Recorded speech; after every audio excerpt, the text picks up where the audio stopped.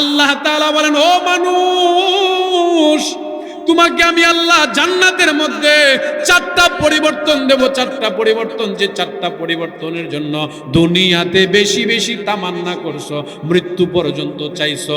ও মানুষ, তুমি দুনিয়াতে যে চারটা বিষয় চাইছো কোনোটাই দুনিয়াতে দিলাম না, জান্নাতে দেব। এক নাম্বার, আমি আল্লাহ যখন তোমাকে জান্নাতি বানায়া দেব, ও জান্নাতি বান্দা, তোমাকে জান্নাতের সামনে একটা নহর থেকে গোসল করাবো। এক গোসলের পরে, এক চুবা দেওয়ার পরে তোমার চারটা পরিবর্তন। জোরে কোন কয়টা পরিবর্তন? এক নাম্বার পরিবর্তন, দেহটা বাবা আদম নবীর মতো হয়ে যাবে। দুই নাম্বার পরিবর্তন, সৌন্দর্যটা এত সুন্দর হবে ইউসুফ আলাইহিস সালাতু ওয়াস সালামের মতো। কণ্ঠটা আমার আল্লাহ দাউদ পয়গম্বরের মতো সুন্দর করে দিবে। আল্লাহ তাআলা মুহাম্মাদুর রাসূলুল্লাহ সাল্লাল্লাহু আলাইহি ওয়াসাল্লামের দেহ মুবারকে যে শক্তি দিয়েছিলেন, সেমন সুটাম দেহ শক্তিওয়ালা বানায়া দিবেন। আল্লাহ তাআলা তখন জান্নাতের মধ্যে বিচরণ করাবেন, জান্নাতীরা জান্নাতের মধ্যে বিচরণ করবে। আল্লাহ তাআলা সামনে দিয়ে গ্লাস ফিট করে দিবেন, জান্নাতীরা জাহান্নামীদেরকে দেখতে থাকবে আর আফসোস করতে থাকবে। আর জাহান্নামীরা বলবে, ইয়া হান্নান ইয়া মান্নান, ইয়া হান্নান ইয়া মান্নান। প্রভু, দুনিয়াতে উলামায়ে কেরামদের কথা শুনতাম না, নবী রাসূলদের কথা শুনতাম না। ওই দিন জাহান্নামীরা একটা কথাই বলবেন, ও আল্লাহ, দুনিয়াতে যদি জাহান্নামের কথা শুই না, কোরআন হাদিস মানতাম, নামাজ পড়তাম, ইবাদত বন্দেগী করতাম, আজকে এই জাহান্নামে আসা লাগতো না। ও আল্লাহ, যেহেতু জাহান্নামে চলে আসছি, প্রভু আমাদেরকে একটু মাফ করে দেন না। ইয়া হান্নান ইয়া মান্নান, ইয়া হান্নান ইয়া মান্নান বলা বলা যখন চিৎকার করবে, আল্লাহ তাআলা জবাব দেয় না, জবাব দেয় না। অথচ আল্লাহ তাআলা দুনিয়াবাসীদেরকে জানায়া দিয়েছে, রে দুনিয়ার মানুষ, দুনিয়াতে হায়াত দশাই একবার যদি আমি আল্লাহরে আল্লাহ বলে ডাকো, আমি মালিক রে একবার যদি মালিক বলে ডাক দাও, আমি আল্লাহ 70 বার জবাব দেই। জুরে কোন আল্লাহ, আর জুরে কোন আল্লাহ, মায়া দয়া কোন আল্লাহ, দরদ নিয়া কোন আল্লাহ। কোরআন ও হাদিসের মজলিসে আসার বসার তৌফিক টুকুন দান করেছেন সে মহান মালিকের দরবারে কালিমাতুশ শুকর আদায় করে নিচ্ছি, আলহামদুলিল্লাহ। সম্মানিত শুধু আমি আপনাদের খেদমতে মহাগ্রন্থ আল কোরআনের সুপ্রসিদ্ধ ছোট্ট একখানা আয়াতে কারিমা তিলাওয়াত করেছি, অংশ বিশেষ নবীজির অগণিত হাদিস থেকে ছোট্ট একখানা হাদিস তিলাওয়াত করেছি। আয়াত ও হাদিসকে সামনে নিয়ে কিছুক্ষণ কথা বলবো। আল্লাহ তাআলা আমাকে এবং আপনাদেরকে সে কথাগুলো বুঝে আমল করার তৌফিক দান করুক বলি আমিন। এই পৃথিবীতে আমরা যত আমল করি, সে আমলের পরে একটা উদ্দেশ্য আমাদের থাকে। আজকের এই প্যান্ডেল সাজানো, মাহফিল করা, নামাজ পড়া, ইবাদত করা, রমজানের রোজা রাখা, সব কিছুর পিছনে একটাই লক্ষ্য, উদ্দেশ্য, জাহান্নামে যাওয়া না জান্নাতে যাওয়া? জান্নাতে। আমার পূর্বে আপনাদের এই এলাকার কৃতি সন্তান হযরত মাওলানা সারা বাংলাদেশ যিনি আলোচনা করে থাকেন, ইসমাইল হোসেন বৈরবী সাহেব আলোচনা করছেন জান্নাত জাহান্নামের। আর মূলত আমাদের টার্গেট এটাই থাকবো, দুনিয়াতে আশা অন্তরে লালন করব জান্নাতে। কথা ঠিক কিনা? দুনিয়াতে বসবাস করলাম, খাইলাম, ঘুরলাম, চললাম, ফিরলাম, আমরা এটারই দুনিয়ার শেষ কিছু মনে করলাম। মূলত এটা কিন্তু শেষ না। এরপরে আমাদের জন্য একটি কাল রয়েছেন, যেই কালের কোনো শেষ সীমানা পাওয়া যাবে না। যেই কালে আপনাকে আমাকে মহান মালিকের দরবারে দাঁড়াতে হবে, সেই কালটাকে বলা হয় পরকাল। দুনিয়ার ক্ষণিকের জিন্দেগিতে আপনি ইবাদত করলেও আপনাকে কেউ কিছু বলবে না, ইবাদত না করলেও কেউ কিছু বলবে না। কিন্তু হ্যাঁ, ভাগ্যবান সুদর্শন পুরুষ তো তারা যারা আজকের জান্নাতের বাগানে আরামের বিছানা ত্যাগ করে বসছে, জান্নাতের আশায়, জান্নাতের লোভ অন্তরে লালন করে, তারাই তো ভাগ্যবান। এ গ্রামে কি মানুষ কম?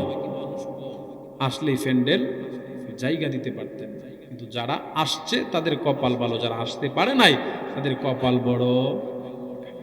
কারণ জান্নাতের বাগান প্রতিদিন হয় না।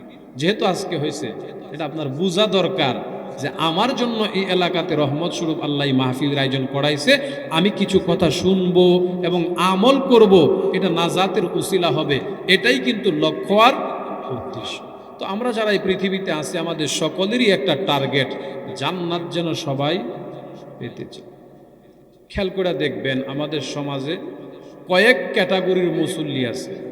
কেউ কেউ আছে সাপ্তাহিক মুসল্লি, শুধু জুমার দিন জুমার নামাজ পড়ে। কেউ কেউ আছে দেখবেন শুধু ঘনা বাছা 2-3টা রাত আছে, সবে বরাত, সবে কদর, সবে মেরাজ। 2-1 দিন আগে গেল না, গতকালকে গেছে। আশ্চর্যের ব্যাপার, মানে একজন আমার জিজ্ঞাসা করছিল যে সবে মেরাজের রাত কোন দিন, সবে মেরাজের আমল কি? আমি কইতে পারছি না, দেখে আমার আলেম মনে করছেন। নাউজুবিল্লাহ কইতেন না কি? ও সবে মেরাজের রাত্রে শুধু নামাজ পড়ার লাগে আল্লাহ আল্লাহর রসুলরে নামাজ দিয়া দিছেন না জীবন ভর? হ্যাঁ, আমার জিজ্ঞাসা সবে মেরাজের নামাজ কেমনে পড়তাম হুজুর? আমি আবার শক্ত ভাষায় কইয়া ইসলাম জুম্মার নামাজ পড়ছেননি? গাড়িতে আসছিলাম, ব্যস্ততার কারণে পড়তে পারছি না। তুই গাড়ির যখন উড়স তখন তো চিন্তা করে ওঠার দরকার আছে যে আমার জুমার নামাজ সাপ্তাহিক একটা দামি নামাজ, এটা কেমনে সারি? জুমার নামাজ রক্তের নামাজের খবর নাই, আইছে সবে মেরাজের নামাজ আছে। কত বড় মুসল্লি আছে না নাই? এরপরে বৎসরে দেখবেন শুধু 2টা নামাজ পড়ে, 2 ঈদের নামাজ। হেরেও যদি জিগান কিও তুমি কি সারা বছর নামাজ পড়ো না, ঈদের নামাজ আইছো, কারণটা কি, উদ্দেশ্য কি? বুঝো না, জান্নাতের আশাই তো জান্নাত কি পাইবা, ওই আশা তো রাখি। এরপরে সমাজের সবচেয়ে নিকৃষ্ট মানুষটা সুদের সাথে জড়িত, যদিও আমাদের সমাজ তাদেরকে নোবেল পুরস্কার দেয়, তাদেরকে সম্মাননা দেয়, ক্রেশ দেয়। কি লেগা? সে সুদে চ্যাম্পিয়ন হয়েছে। গোটা বিশ্বে একটা জরিপ হয়েছিল, গোটা বিশ্বে, শুধু বাংলাদেশে না, সুদের উপর সবচেয়ে বড় পিএইচডি লাভ কার? বাড়ি চালান দিছে, বাড়ি ঘুরে আইতে আইতে বাংলাদেশ হয়ে পড়ছে। আবার যার উপরে পড়ছে আগে সবাই ওনারা সুদখোর কইতো, ওখানে ডরে কেউ কয় না। আর মিস্টার ইউনুস সাহেব বাড়ি চালান দিয়ে ওনার উপরে পড়ছে যে উনি সবচেয়ে বড় সুপ্রসিদ্ধ এক ব্যক্তি, যিনি সুদের উপর পিএইচডি লাভ করছে এবং গোটা বিশ্বের মধ্যে তিনার একটা নাম হয়েছে, পরে ওনারা নোবেল বিজয়ী পুরস্কার দিচ্ছে। উনারে যদি জিজ্ঞাসা করেন কেউ আপনি যে এত মোটামুটি ভালো কাজ কিছু করেন, উদ্দেশ্য কি? তিনিও বলবো জান্নাতে যেতে চাই। কিন্তু জান্নাতে কারা যাবেন? জান্নাত আল্লাহ কাদেরকে দিবেন? আল্লাহ কোরআনে বলেন, ইয়া আইয়ুহাল্লাযীনা আমানু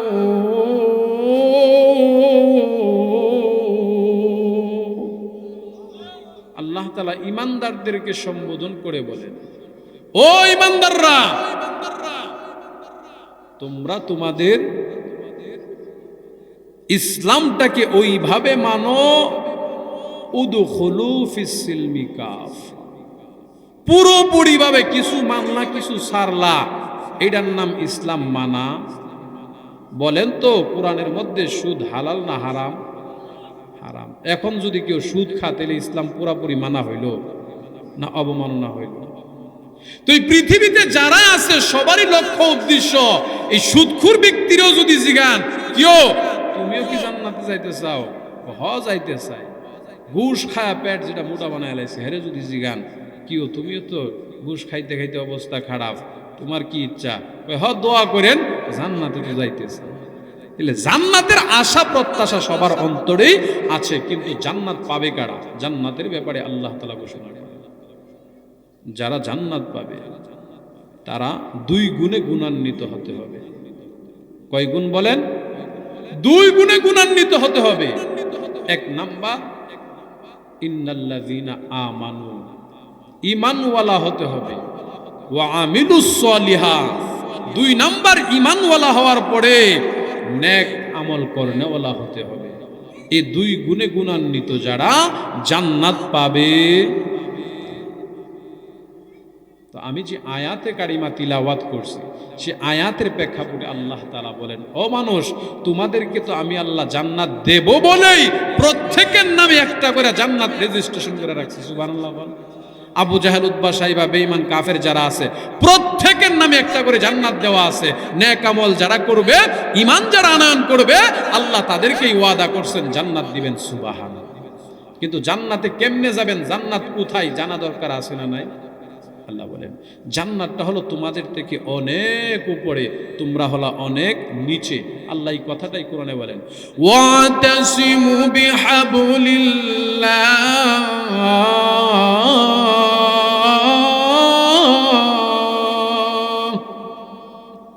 ওয়াতাসিমু বিহাবলিল্লাহ, ও মানুষ যারা জান্নাতে আসতে চাও, তোমাদের জন্য আমি আল্লাহ একটা রশির ব্যবস্থা করে রাখছি, সেই রশিটাকে শক্ত করে ধরো, মজবুত করে ধরো, আমি আল্লাহ তোমাদেরকে সেই রশির মাধ্যমে টাইনা জান্নাতে উঠবে।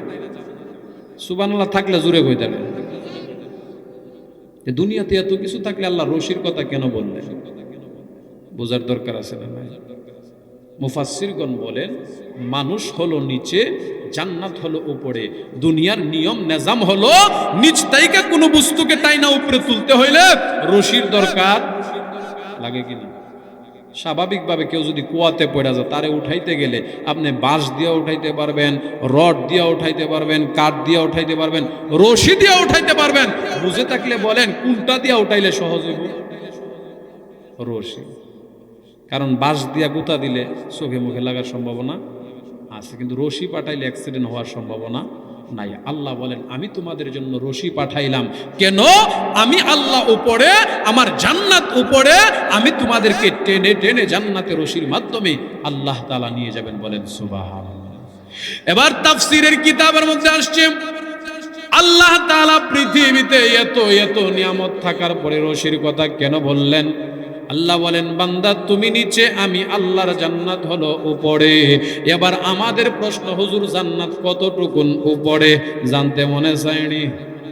তাফসীরের কিতাবের মধ্যে আসছে জান্নাতটাকে আল্লাহ তাআলা কতটুকুন উপরে রাখছে, কতটুকুন উপরে রাখছে। মুসলমান মনের কান লাগায় শুনেন।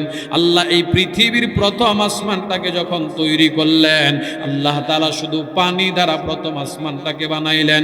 দ্বিতীয় আসমানটাকে আল্লাহ তাআলা যখন তৈরি করবেন, দ্বিতীয় আসমানটাকে আল্লাহ তাআলা লোহা দ্বারা তৈরি করলেন। বলে এই আসমানগুলোর মোটার পরতটা কতটুকুন? তাফসীরের কিতাবে আসছে এক একটা আসমানের দূরত্ব, এক একটা আসমানের মোটা হবে 500 বছরের রাস্তা। প্রথম আসমান থেকে দ্বিতীয় আসমান পর্যন্ত তাফসীরের কিতাবের মধ্যে আসছে আল্লাহ তাআলা জানায় দিলেন, দুনিয়ার মানুষেরা রে, মধ্যবর্তী জায়গাটা আবার 500 বছরের রাস্তা। আবার লোহা দ্বারা যে আসমানটা বানাইলাম, ওই আসমানটাও 500 বছরের রাস্তা। এরপরে দ্বিতীয় আসমান থেকে তৃতীয় আসমানটা আমি আল্লাহ যেটাকে রাখলাম, যে তৃতীয় আসমানটাকে আমি আল্লাহ রূপা দ্বারা বানাইলাম। এরে বান্দা, ওই লুপার আসমানটা, তামার আসমানটা, তৃতীয় আসমানটা 500 বছরের মোটা। দ্বিতীয় আসমানের উপর থেকে তৃতীয় আসমানের নিচে 500 বছরের দূরত্ব। আবার আমি আল্লাহ চতুর্থ আসমানটা লুপা দ্বারা বানাইলাম, ওই আসমানের মোটা দূরত্বটা হলো 500 বছরের রাস্তা। তৃতীয় আসমান থেকে চতুর্থ আসমানের মধ্যবর্তী গ্যাপটা 500 বছরের রাস্তা। আমার আল্লাহ ডাক দিয়া বলেন বান্দারে, আমি আল্লাহ পঞ্চম আসমানটাকে স্বর্ণ দ্বারা বানাইলাম। স্বর্ণ দ্বারা বানানোর আসমানটা 500 বছরের রাস্তা। আবার 5 নাম্বার আসমান, পঞ্চম নাম্বার আসমান থেকে 6ষ্ঠ নাম্বার আসমানের মধ্যবর্তী গ্যাপটা 500 বছরের রাস্তা। এরে বান্দা, আবার 6ষ্ঠ নাম্বার আসমানটাকে আমি ইয়াকুত পাথর দ্বারা বানাইলাম।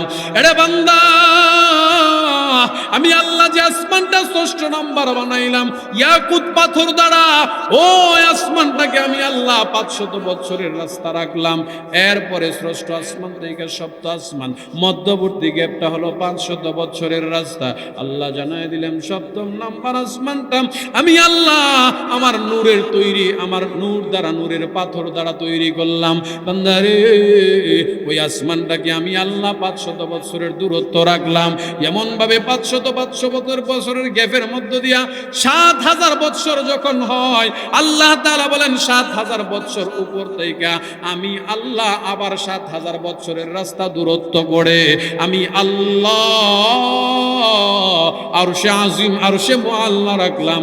এরপরে আমি আল্লাহ এর থেকে 7000 বছর পরে আমি আল্লাহর তৈরি জান্নাত রাখলাম। সুবহানাল্লাহ। বলেন তো জান্নাত আমাদের থেকে কাছে না দূরে? আরো জোরে বলে। এত দূরে আল্লাহ কেন নিল? আল্লাহ জানেন 1450 বছর পরে কিছু বুদ্ধিজীবী আইব, পণ্ডিত আইব, কিছু টাকা একসাথে মিলে রকেট বানায় কইব জান্নাতটা ঘুরে দেখি। সাদ্দাত তো দুনিয়াতে জান্নাত নিজে বানায়া ভোগ করতে চাইছে, আর এমনও কিছু জ্ঞান পাপি আসবে, রকেট বানা আমি আল্লাহর তৈরি জান্নাত গুলা দুনিয়া থেকে বাহাদুরি করব, দেখাইছি জান্নাতে কি আছে। এজন্য আল্লাহ বলেন জান্নাতে যা আছে আমি আল্লাহ কোনটাই দুনিয়াতে দেই। কিছু কিছু স্যাম্পল দিছে, দুধ খাননি, দুধ আল্লাহ কই দুধ একটা স্যাম্পল। বান্দা রিক্সা চালায় 1 কেজি দুধ আনছে, বিবি বাচ্চা নিয়ে 1 গ্লাস করে খাইছে। আল্লাহ বলেন হাশরের মাঠে আমি আল্লাহ যখন জান্নাত দিয়ে দেব বান্দাকে, এত পরিমাণে নিয়ামত দেব যে নিয়ামতের মধ্যে দুধ একটা নিয়ামত থাকবো, তখন ওই ডিব্বা দিয়ে আর গ্লাস দিয়া মাইপা খাওয়ানো লাগতো না, সুমুইকা যা খাইতে পারে। সুবহানাল্লাহ কইতেন নাম দ্বারা কষ্ট লাগতেছে আপনাদের। তাইলে জান্নাতে যদি চাইতে হয় আপনাকে আমাকে আমল করতে হবে। ওয়া আমিলুস সলিহা, নেক আমল। নেক আমলের অনেক সংজ্ঞা রয়েছেন, তাফসীরের কিতাবে আসছে। নেক আমলের অনেক ব্যাখ্যা রয়েছেন। বলে নেক আমল বলতে সহজ ভাষায় কি বুঝা, আল্লাহ তাআলা কি বুঝাইতে চাচ্ছেন? আল্লাহ বলেন ও মানুষ, তোমরা নিচে, আমি আল্লাহর জান্নাত উপরে। তোমরা যদি জান্নাতে আসতে হয় আমি আল্লাহর রশিটাকে আকড়ায়া শক্ত করে দাও। সুবহানাল্লাহ। এখন বুঝার বিষয় আল্লাহর রশি কোনটা কইলাইমু বলে তো ওয়াজ ওই শেষ করবেন তো শূন্য লাইছে, এবার যাই আর একটু পরে কইতেছে আল্লাহর রশি। আমরা সমাজের কিছু চালাক মানুষ আছে, দেখবেন ওয়াজ আইতো না, বাড়ির থেকে ওয়াজ শুনছি, হুজুরে ওয়াজ করছে, আল্লাহ তাআলা কইছে ওয়া আতাসিমু বিহাবলিল্লাহি জামিআ, যারা আল্লাহর রশিকে শক্ত করে ধরে আল্লাহ তাদেরকে জান্নাত দান করবেন, আল্লাহ জান্নাতে টাইনা উঠাইবেন। এবারে বাড়িতে বুদ্ধিমান তো খেতার তলে শুয়ে শুয়ে এতটুকু ওয়াজ শুনে গেছে ঘুমায়া। আল্লাহর রশি যে কোনটা হুজুরে কইছে এটা শোনার মনে নাই।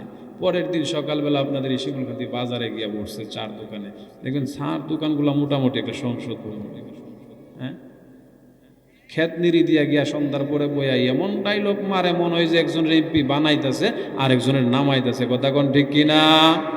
অথচ ঘরের মধ্যে 12টা বাজা রয়েছে, কোনো খবর হই, বিবি কই চললো, বাচ্চা কই চললো, খবর হই। পরের দিন বাজারে গিয়া কইতাছে আরে রাত্রের বেলা হুজুরে ওয়াজ করছিল আল্লাহর রশি শক্ত করে ধরলে জান্নাতে যাওয়া যা। আল্লাহর রশি কোন এটা তো শুনলাম না। আরেক বুদ্ধিজীবীটা ভাই আল্লাহর রশি কোন এটা চিনো না? আল্লাহর রশি বলতে 8 রশি। নাউজুবিল্লাহ কইতেন না? আল্লাহ কি 8 রশির কথা কইছে? 8 রশি মানে 8টা জান্নাত। 8 রশিরে দৌড়বা, ফরিদপুর যাইবা, জান্নাতে ঢুকবা। এমন আছে না নাই? এমন পীরের কাছে গেলে বুঝি আর কোনো নেক আমল লাগে না, পীর বাবাই পার করে দিব। এমন ভণ্ড প্রতারক আছে না নাই? আল্লাহ আমাদেরকে হিফাজত করুক, বলে না আমিন। বলতেছিলাম ভাইরা আমার, জান্নাত আল্লাহ তাআলা সুসজ্জিত করে রেখেছেন সকলের জন্য। এই জান্নাত যদি আপনি পেতে হয়, জান্নাতে যদি যাইতে হয়, কেমন করে যাবেন? বলেন নেক আমলের দ্বারা যাবেন। নেক আমলের দ্বারা, শুধু নেক আমল দ্বারা জান্নাত পাওয়া যাবে বিষয়টা এমন না। নেক আমল দ্বারা আল্লামা মুফতি শফি রাহমাতুল্লাহি আলাইহি বলেন জান্নাতের স্তর নির্ণয় হয়, জান্নাতের স্তর। আরে আব্দুল কাদের জিলানীর নেক আমল যত বেশি, তার জান্নাতের উপরস্থ তত বেশি, জান্নাতের তপকাটা তত বড়।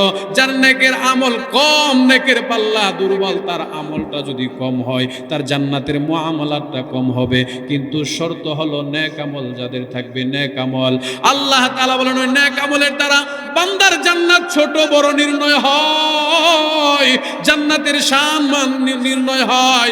আর জান্নাত পাওয়া যায় ঈমানের দ্বারা। বলেন কিসের দ্বারা? ঈমান নাই যার, জান্নাত নাই তার।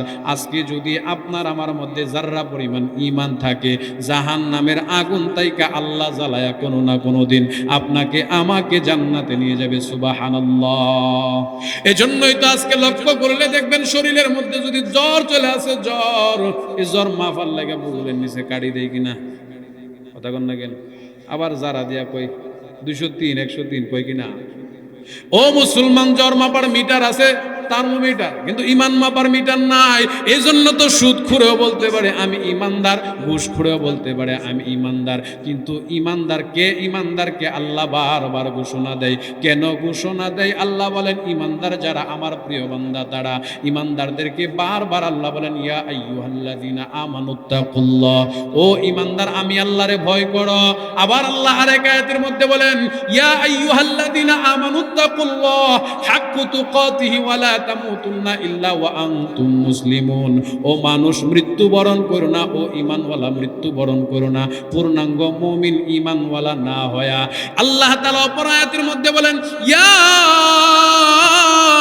আইয়ুহাল্লাযীনা আমানু দুখুলু ফিস সিলমি কাফা। ও ঈমানদার, প্রকৃত ঈমানওয়ালা হও, ইসলামের ভিতর পুরোপুরি ঢুকো। তাইলে বোঝা গেল ঈমানওয়ালাদেরকে বারবার যখন আল্লাহ ইশারা দেয়, বারবার যখন ইঙ্গিত দেয়, ঈমানওয়ালার মধ্যে সমস্যা আছে না নাই? আল্লাহ বলেন বেঈমান নিয়ে আমার কোনো টেনশন নাই, কাফের মুশরিকদেরকে নিয়ে আমার কোনো টেনশন নাই।